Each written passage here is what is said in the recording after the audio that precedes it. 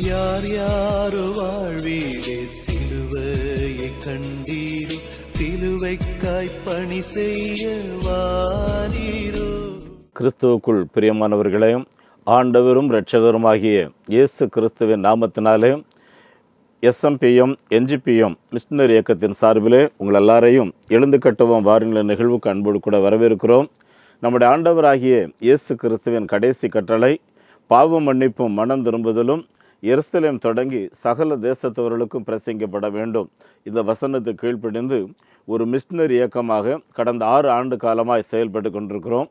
கடந்த 42 ஆண்டு காலமாக இந்தியா ரட்சிக்கப்பட வேண்டும் என்று இந்தியாவுக்காக ஜெபம் பண்ணி 42 ஆண்டு காலமாக மிஷனரி பணியில் என்னை ஈடுபடுத்தியிருக்கிறேன்.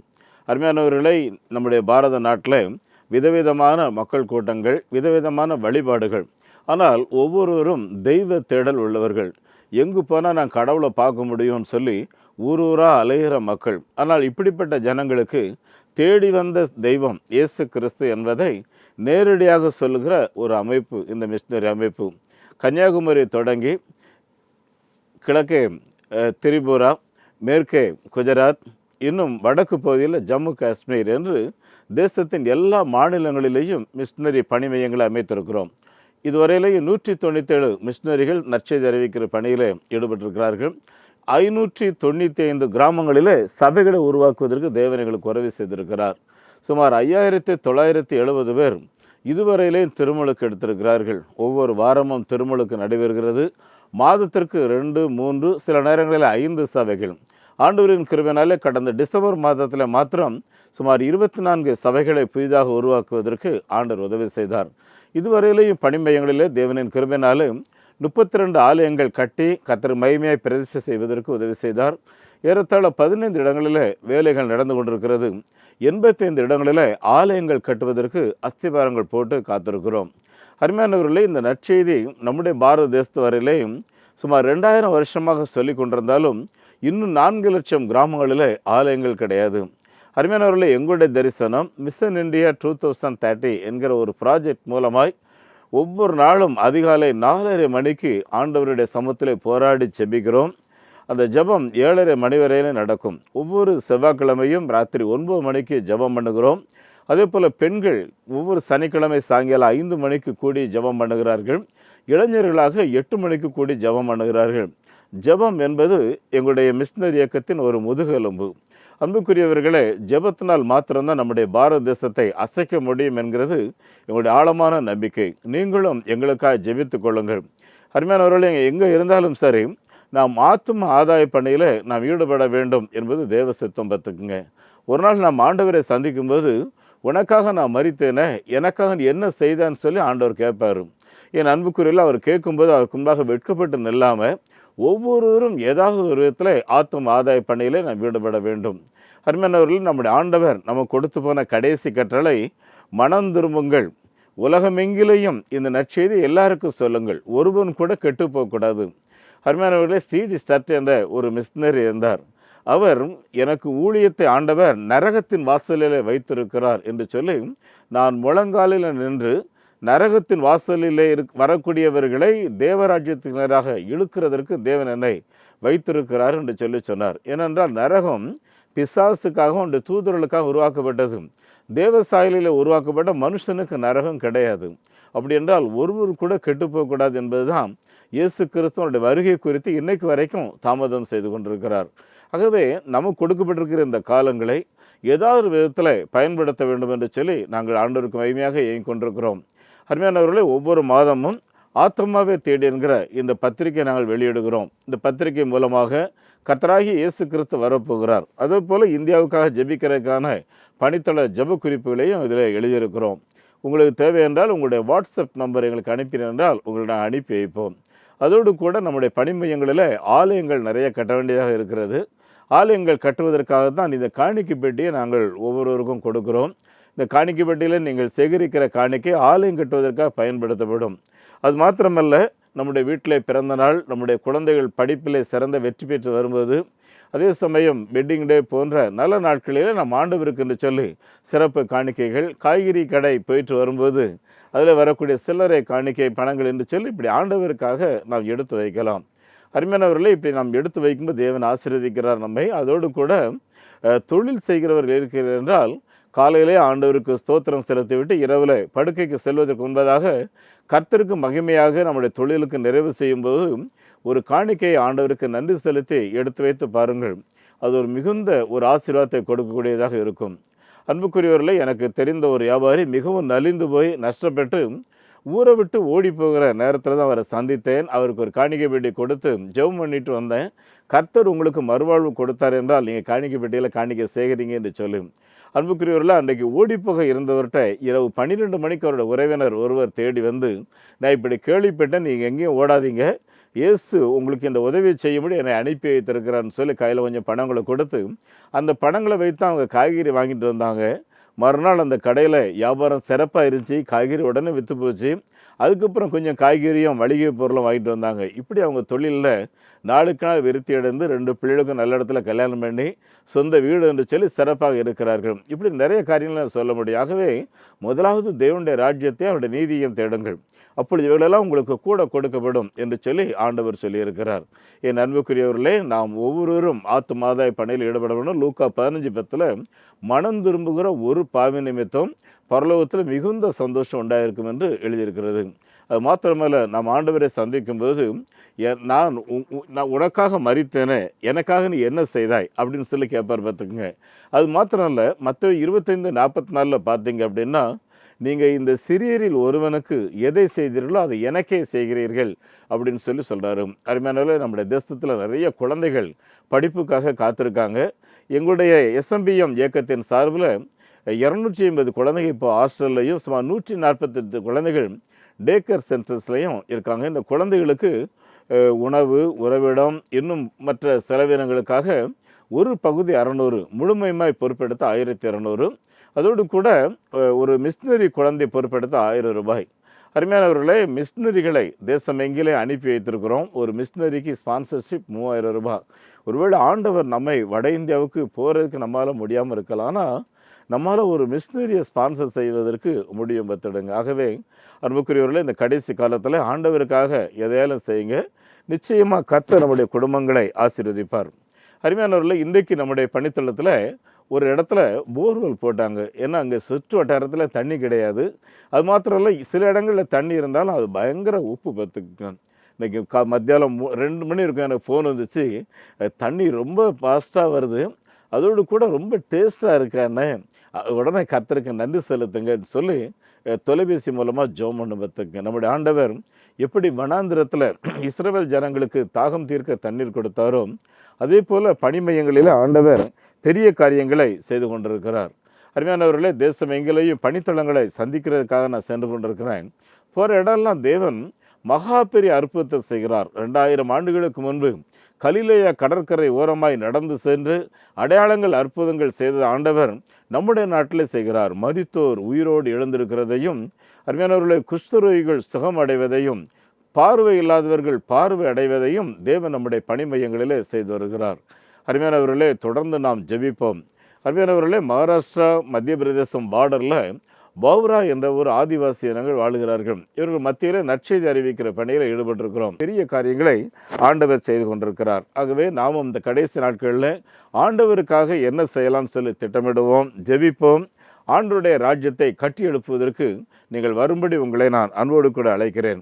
இவங்களுடைய வங்கி எண்ணை குறித்து வைத்துக் கொள்ளுங்கள். நெகேமியா new generation partaker movement, State Bank of India, account number 42 17 80 20 691, IFSC code SPIN 0061 767. அதோடு கூட salvation mission partaker movement, South Indian Bank, account number 0886073 000 169, IFSC code SIPL 000086. அருமையானவர்களே, உங்களுடைய தொலைபேசி எண் 904386 7550 944737 7550. கிறிஸ்துவுக்குள் பிரியமானவர்களே, இந்த நாளில் உங்களோடு கூட ஒடுக்கப்படுகிறவர்களுக்கு இறைவன் அவர்கள் பக்கம் நிற்கிறார் என்கிற பொருளில் சில காரியங்களை பகிர்ந்துள்ள விரும்புகிறேன். அருமையானவர்களே, இந்த உலகிலே ஒருவரை ஒருவர் நசுக்கணும், ஒடுக்கணும் அப்படிங்கிறது நடந்து கொண்டிருக்கு. சில இடங்களில் பார்த்தீங்கன்னா முழு கம்யூனிட்டி இல்லைன்னா முழு ஜனத்திரள்களே அப்படியே அடிமைகளாக இருக்கிறார்கள். இதை குறித்து நம்ம வேதத்தில் வாசித்தோம்னா ஆதியாகமத்தின் புஸ்தகம் 3வது அதிகாரம் 7, 8, 9 வசனங்களை வாசித்து பாருங்க. எகிப்தில் இருக்கிற என்னுடைய ஜனங்களுடைய உபத்திரவங்களை நான் பார்த்து அவருடைய கூக்குறதலை நான் கேட்டேன் என்று சொல்லுகிறார். அதே போல் யாத்திராகமம் 2வது அதிகாரம் 23, 24 வாசித்து பாருங்க. என் ஜனங்களின் கூக்குரல் என்னுடைய சமூகத்தில் கேட்டது என்று சொல்லி ஆண்டவர் சொல்லுகிறார். அருமையான தேவனுடைய பிள்ளைகளை, நம்மள பலர் ஏழைகளை நம்ம கொஞ்சம் நசுக்குனாலும் அவங்க ஐயோ கடவுளே அப்படின்னு சொல்லி கூப்பிட்டீங்கன்னா அது நமக்கு ஆசீர்வாதமாக இருக்காது. பார்த்துக்குங்க அருமையானவர்கள், நம்முடைய ஆண்டவர் யாரெல்லாம் இப்படி கதறாங்களோ ஒடுக்கப்படுகிறார்களோ அவர்கள் பக்கம் நிற்கிற ஆண்டவர். நான் அடிக்கடி சொல்லுகிற ஒரு வார்த்தை, கிறிஸ்தவர்களுக்கு சில தொழில் தகாது. அதில் ஒன்று பார்த்தீங்கன்னா வட்டி தொழில். பார்த்துக்குங்க அருமையானவர்களே, இந்த வட்டி கொடுக்குறவங்க ஒருத்தர் கூட சந்தோஷமாக கொடுக்க மாட்டாங்க, எரிச்சலோடு தான் கொடுப்பாங்க. அது நமக்கு ஆசீர்வாதமாக இருக்குது மாதிரி லஞ்சம். பார்த்துக்குங்க அருமையானவர்களே, நீங்கள் லஞ்சம் வாங்கி ₹1 உங்கள் வீட்டுக்கு கொண்டு போனால் அது சாபம்தான். அதனால் இந்த வார்த்தைகளை கேட்டுக்கொண்டிருக்கிற அருமையான கிறிஸ்தவ அதிகாரிகள் நிறைய பேர் இருக்கிறீங்க, தயவுசெய்து லஞ்சம் வாங்காதுங்க. அருமையானவர்களே, எனக்கு தெரிஞ்சு லஞ்சம் வாங்கி அந்த குடும்பமே பாழா போனவங்க நிறைய பேர். பார்த்துக்குங்க. ஆனால் லஞ்சமே வாங்காமல் கொஞ்சம் கொஞ்சமாக இருந்த சம்பளத்தில் வாழ்ந்தவங்க, அவங்க பிள்ளைங்க மகாராஜாக்கள் இருக்கிற நிறைய காரியங்கள். ஏன்னா நான் 42 வருஷமாக ஊழியம் செய்கிறேன். ஏன்னா அருமையானவர்களே, ஆகவே இந்த லஞ்சம் சில காரியங்கள் ஒரு பெருமூச்சு ஆயிரும். பார்த்துக்குங்க. இந்த பெருமூச்சு நமக்கு சவமாக இருக்குது. நம்முடைய ஆண்டவர் பாருங்கள், என் ஜனங்கள் ஒடுக்கப்படுகிறார்கள், அவருடைய கூக்குரலை நான் கேட்டேன்னு சொல்கிறார். பார்த்துக்குங்க அருமையானவர்களே, கிறிஸ்தவர்களாகிய நாம் மற்றவங்களுடைய கூக்குரலுக்கு இடம் கொடுக்கக்கூடாது. இன்னும் நீங்கள் பார்த்தீங்கன்னா யாக்கோபு 5வது அதிகாரத்தில் 3வது வசனத்தில் வாஸ்து பார்த்தீங்கன்னா, உங்ககிட்ட வேலை செய்தான் அவனுடைய கூலியை நீங்கள் கொடுக்காம நீங்கள் வைத்திருக்கிறீங்க அப்படின்னு சொல்லி எழுதியிருக்கு. அருமையானவர்களே, ஒரு கம்பெனிக்கு நான் போயிருந்தேன். அவங்க கம்பெனியில் வேலைக்கு ஆளே நிற்க மாட்டேங்கிறாங்க பிரதர் அப்படின்னாங்க. நான் சொன்னேன், உங்களுக்கு நிச்சயமாக ஆண்டவர் ஆசீர்வதிப்பார், வேலைக்கு ஆட்களை நிறைவாக போதுமானதாக தருவார், வேண்டான்னு சொல்லக்கூடிய அளவில் ஆண்டவர் தருவார். ஆனால் நீங்கள் என்ன செய்யணும்னு சொன்னால், உங்கள்கிட்ட இருக்கிற வேலைக்காரங்களுக்கு மாதாந்திர சம்பளம் பேசியிருந்தீங்கன்னா 10ஆம் தேதி நெருங்கிச்சிங்கன்னா மேக்சிமம் 10ஆம் தேதி அதை கொடுத்துருங்க. வாராந்திர சம்பளம் நியமிச்சிருந்தீங்கன்னா வாராந்திர சம்பளத்தை கொடுத்துருங்க. ஒரு சிலர் அண்ணா உங்ககிட்ட இருக்கட்டும் நான் மொத்தமாக வாங்கிடுறேன்னு சொல்கிறாங்கல்லாம், அவங்கள பேரில் ஒரு அக்கௌண்ட் ஓப்பன் பண்ணி அவங்க பணத்தை அவங்க அக்கௌண்ட்டில் போட்டு வைங்க. அதில் கொஞ்சம் வட்டி முதலீடு வரும், அதை அவங்க எடுத்து அவங்க சாப்பிடட்டும், அது அவங்களுக்கு ஒரு ஆசீர்வாதம்னு சொல்லுவோம். பார்த்துக்குங்க. அப்படி சொன்ன விளைவு பார்த்தீங்கன்னா அவங்க கடையில் எப்போ ஆட்கள் நிறைய இருப்பாங்க. பார்த்துக்குங்க. என் அன்புக்குரியவர்களே, இப்படி நிறைய உதாரணங்களை நான் சொல்லிகிட்டே போக முடியும். ஆகவே அருமையானவர்களே, கூலிக்காரர்கள கூலி நம்ம வீட்டில் இருக்கக்கூடாது, அவங்களுடைய பெருமூச்சு நம்முடைய சமூகத்தில் வரவே கூடாது. பார்த்துங்க அருமையானவர்களே, நம்முடைய பாரத நாடு பார்த்திங்கன்னா பல ஆண்டு காலம் பலருக்கு அடிமையாக இருந்துச்சு. கேட்டிங்கன்னா 1947 வரைக்கும் நம்ம ஒரு விதத்தில் ஒடுக்கப்பட்டுக்கிட்டு தான் இருந்தோம். ஒருவேளை வெள்ளைக்காரங்க நம்ம நாட்டை ஆண்டு கொண்டிருந்த காலங்களில் நமக்கு அவங்களுடைய கல்வி, அவங்க சாப்பாடு, அவங்களுடைய காஃபி, டீ, அவங்க யூஸ் பண்ண பஸ், அவங்க யூஸ் பண்ண ட்ரெயின் சொல்லி நிறைய நமக்கு கொடுத்தாங்க, நிறைய ஆசீர்வாதங்கள், உண்மைதான். ஆனால் வெள்ளைக்காரங்க ஆட்சி காலத்தில் நம்ம ஊருக்காரங்க யாருமே ஜட்ஜ் ஆக முடியாது, அவங்க ஆட்சி காலத்தில் நம்ம ஊருக்காரங்க யாருமே கலெக்டர் ஆக முடியாது. என் அன்புக்குரியவர்களே, எல்லாவற்றையும் கொடுந்து விட்டு இந்த டிசிஷன் எடுக்கிற இடத்த மட்டும் அவங்க கையில் வச்சுட்டாங்கன்னா ஏதோ ஒரு விதத்தில் நம்ம ஒடுக்கப்படுகிறோம் தான் அர்த்தம். பார்த்துக்குங்க. அருகவே அதனால தான் சுதந்திர போராட்டம்னு சொல்லி நம்ம நாட்டில் நடக்க ஆரம்பிச்சு. பார்த்துக்குங்க அருமையானவர்களே, இந்த சுதந்திர போராட்டம் அப்படிங்கிறத நம்ம நாட்டில் ஆரம்பித்து பார்த்திங்கன்னா, இன்னும் கேட்டிங்கன்னா இந்த காங்கிரஸ் கட்சி தான் முன்ன செய்தாங்க இல்லையா. அந்த காங்கிரஸ் கட்சி ஆரம்பித்தவங்களே அன்னி பெசன்ட் என்ற ஒரு கிறிஸ்தவ பாதிரியாருடைய மகாபத்துக்குங்க. ஏன்னா அவங்களுக்கு வேதத்தை படித்ததுனால இந்த வேதத்தின் அடிப்படையில் ஜனங்களை யாரும் அடிமைப்படுத்தக்கூடாது, ஒடுக்கக்கூடாது அப்படிங்கிறதுல அவங்க கருத்தாக இருந்தாங்க. பார்த்துக்குங்க அருமையானவர்களே, அமெரிக்காவில் ஒரு நாள் ஜனாதிபதியாக இருந்த ஆபிரகாம் லிங்கன் ஒரு கோயிலுக்கு போயிருக்காரு. அந்த கோயிலில் கற்பர்களை சீட்டில் உட்கார விட மாட்டேங்கிறாங்க. இது அவருக்கு மனசுக்கு பிடிக்கவே இல்லை. அப்புறம் ஒரு நாள் ட்ரெயினில் போகிறாரு, அங்கேயும் அந்த கருப்பர்கள் டிக்கெட் எடுத்துகிட்டு வந்தாலும் சீட்டில் உட்கார விடலை. இதெல்லாம் அவருக்கு ரொம்ப கஷ்டமாக இருந்துச்சு. அப்படின்னா அவங்களும் அமெரிக்க குடியுரிமை தானே, இந்த அமெரிக்கா நல்லா இருக்கணும்னா கருப்பர்களும் உழைக்கணும், வெள்ளைக்காரங்களும் உழைக்கணும். ஏன் இவங்களுக்கு மட்டும் சில உரிமைகள் மறுக்கப்படுகிறது, ஏன் அவங்க மட்டும் அடிமைப்படுத்தப்படுகிறார்கள் அப்படின்னு சொல்லி ரொம்ப யோசிக்க ஆரம்பித்து அடிமைகளின் சுதந்திரத்துக்காக அருமையானவர் அவர் ரொம்ப பாடுபட்டார். கடைசியில் அடிமை சுதந்திர அந்த சட்டத்தை அவர் கருப்பர்கள் விடுதலை பெறுகிறார்கள் என்கிற அந்த சட்டத்தை கையெழுத்து போடும்போது ரொம்ப யோசித்து அதிகாலை வரையிலையும் தேவ நடத்தலுக்காக காத்திருந்து இங்கே அங்கே நடந்து கடைசி அதில் கையெழுத்து போடுறாரு. அப்போ அந்த உதவியாளர் கேட்குறாரு, சார் ஒருவேளை இதில் கையெழுத்து போட்டிங்கன்னா பெரிய கலவரம் அமெரிக்காவே சீரழிஞ்சிரும்னு நினைக்கிறீங்களான்னு சொல்லி அவர் சொன்னாராம். ஆபிரகாம் லிங்கன் அதற்கு பயப்படலை. இதில் கையெழுத்து போடுறதுனால இந்த வெள்ளைக்காரங்களும் நல்லா இருக்கணும், இந்த கருப்பர்களுக்கும் விடுதலை கிடைக்கணும், அமெரிக்கா உலகிலே உயர்ந்த நாடாக இருக்க வேண்டும். என் அன்பானவர்களே, நல்லா கவனிச்சிங்க, இன்றைக்கும் அமெரிக்காவில் ஆபிரகாம் லிங்கனுக்கு அதிக முக்கியத்துவம் கொடுப்பாங்க. காரணம் என்னன்னு பார்த்தீங்கன்னா, வெள்ளைக்காரங்க உலகிலேயே பெயர்ந்தவர்களாக இருக்கணும், அமெரிக்கர்கள் நல்லா இருக்கணும் அப்படின்னு அவர் யோசித்தார். அதனால் என்ன பண்ணார், எங்களை போல் மற்றவங்களும் வாழணும்னு நினச்சார். இதை ஒவ்வொருத்தரும் கொஞ்சம் யோசித்து பாருங்கள்.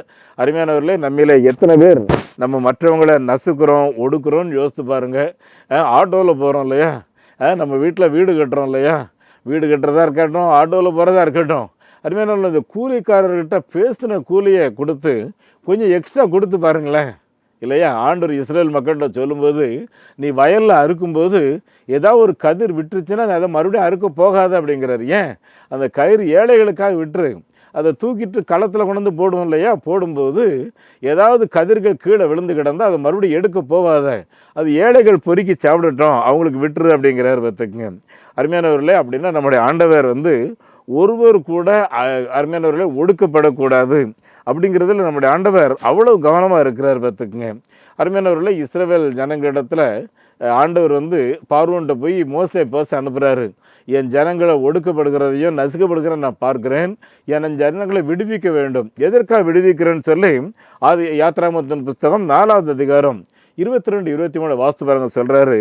அப்பொழுது நீ பார்வோனோடு சொல்ல வேண்டியது என்னவென்றால், இஸ்ரவேல் என்னுடைய குமாரன், என் சிரேஷ்ட புத்திரன், எனக்கு ஆராதனை செய்யும்படி அவனை பிரித்து எனக்காக அனுப்பிவிடும். அருமையானவர்களை, ஒன்றை கவனித்துக் கொள்ளுங்கள்.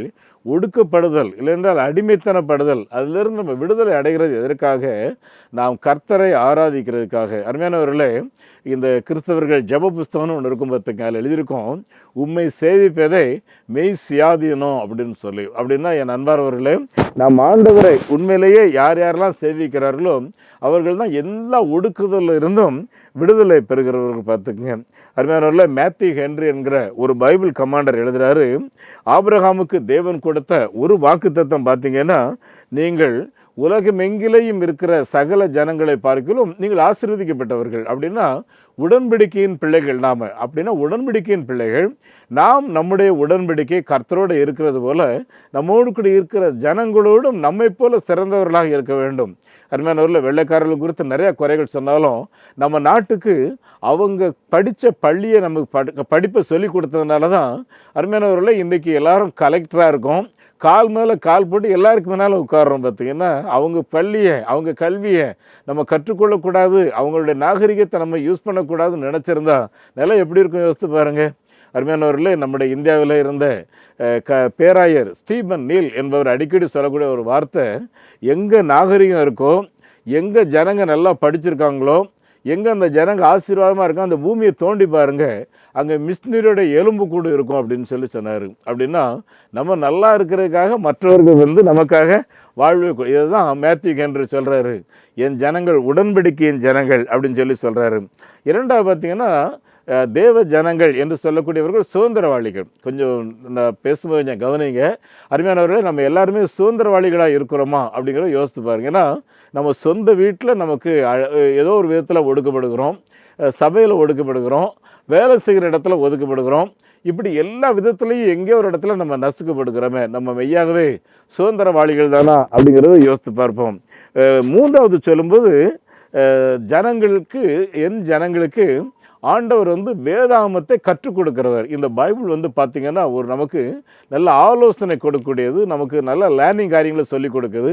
இந்த பைபிளை ஒருத்தன் படிச்சுட்டான்னா அவனுக்கு மெமரி பவர் கூட ஆரம்பிச்சிடும். அது மாத்திரம் இல்லை, சிறந்த ஞானவானாக அவன் திகழ ஆரம்பிச்சுவிடான். பார்த்துடுங்க அருமையானவர்களே, பவுல்கிட்ட ஒனேசிமு அப்படின்னு சொல்லி ஒருத்தர் இருக்கிறார், ஒரு அடிமை, திருடன், கள்ளையன், அங்கங்கே ஓடிடுவார். பார்த்துக்க. ஆனால் ஒரு நாள் இயேசு அவரை சந்தித்து அவருடைய வாழ்க்கையை மாற்றினார். அவரோடு இருந்த பின்பு தரமான மனிதராக மாறிவிட்டார். ஆகவே இந்த ஓனேசிமை குறித்து பவுல் பிலமோனு கடிதம் எழுதும்போது என்ன எழுதுறாரு, முதல்ல வந்து ஒடுக்கப்பட்டு பிரயோஜனம் இல்லாதவன், ஆனால் இப்போ உமக்கும் எனக்கும் சகோதரன் மிகவும் பிரயோஜனமுள்ளவனாக மாறி இருக்கிறான். அருமையானவர்கள், ஆகவே தான் வேத வசனத்தை வாசிக்க வாசிக்க பார்த்தீங்கன்னா உலக அளவில் ஜனங்கள் இந்த ஒடுக்குமுறையில் இருந்து வெளியே வர்றதுக்காக அவங்களாகவே வந்துடுவாங்க. பார்த்துக்குங்க, அந்த ஒடுக்குமுறையில் கிடக்க மாட்டாங்க, அடக்குமுறையில் கிடக்க மாட்டார்கள். என் அன்பானவர்களே, நம்முடைய ஆண்டவர் ஒவ்வொருடைய ஒடுக்குதலிருந்து விடுதலை தருகிறார். மார்ட்டின் லூத்தர் கிங் அப்படிங்கிறவர் என்ன சொன்னார்னா, ஒவ்வொரு தனி மனிதனுக்கும் முழு சுதந்திரம், விடுதலை இருக்கணும், இதுதான் ஒரு சமூக விடுதலை அப்படின்னு சொல்கிறார். பார்த்துக்குங்க அருமையானவர்களே, ஐசக் வாட்ஸ் அப்படிங்கிற ஒருவர், இவர் வந்து ஒரு பாதிரியாருடைய மகன். அவர் ஒரு நல்ல பிரசங்கியார் அவங்க அப்பா. ஆனால் இவருக்கு தேவையில்லாத ஒரு பழக்கம், ஃப்ரெண்ட்ஷிப் மூலமாக மனிதர்களை எடுத்து வந்து வியாபாரம் செய்கிற ஒரு வியாபாரம். இதில் ரொம்ப ஆசீர்வாதமாக பல கோடிகளை சம்பாதிச்சு சொந்தமாக ஷிப் வச்சு நிறைய காரியங்களெல்லாம் செய்கிறாரு. ஆனால் அவங்க அம்மா அப்பா டெய்லி ஜோம் பண்ணிகிட்டு இருக்காங்க. அவர் கையில் பைபிளை போகும்போதெல்லாம் கொடுத்து விட்றாங்க, இதை படி தம்பின்னு சொல்லி. அருமையானவர்களை, ஒரு நாள் இந்த அடிமைகள் எல்லாரும் ஏற்றி அதே ஷிப்பில் வந்துக்கிட்டு இருக்கும்போது அருமையானவர்களே, இந்த அடிமைகள் சிரித்து விளையாடிட்டு நடந்தாங்க. பார்த்துங்க, இவருக்கு ரொம்ப எரிச்சல்.